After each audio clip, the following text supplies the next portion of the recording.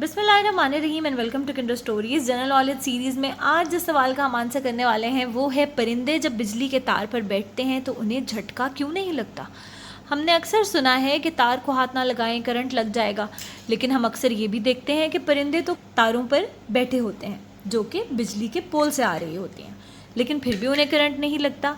आए जानते हैं कि ऐसा क्यों है।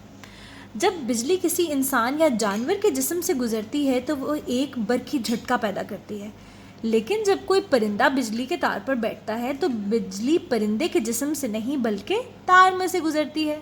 यही वजह है कि परिंदों को झटका नहीं लगता। बिजली के गुजरने के लिए ज़रूरी है कि दो मुख्तलिफ वोल्टेज हों इस तार में। क्योंकि परिंदे के दोनों पाँव एक ही तार पे हैं तो उसको बिजली ने कोई नुकसान नहीं पहुंचाया। लेकिन अगर कोई परिंदा इस तरीके से बैठ जाएगा और दो डिफरेंट वोल्टेज वाली तारों पे वो बैठ जाएगा तो उसकी बॉडी में से करंट पास करेगा, जिसकी वजह से उसे झटका महसूस होगा। या फिर अगर तार पर बैठे हुए खंबे को अगर वो परिंदा छू जाएगा तब भी उसे करंट लग सकता है। कुछ परिंदे बिजली के तारों से इस वजह से हलाक हो जाते हैं। बिजली की तारें बिजली घर से आती हैं, बिजली घरों से आती है। ये बिजली तारों से गुजरकर हमारे ऑफिसेज में, फैक्ट्रीज़ में और घरों में आती है।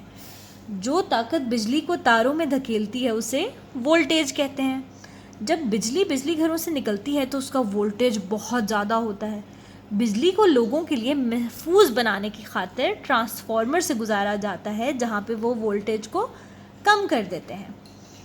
कुछ जगहों पर बिजली खुले तारों की बजाय ज़ेर ज़मीन केबल्स के ज़रिए फराहम की जाती है।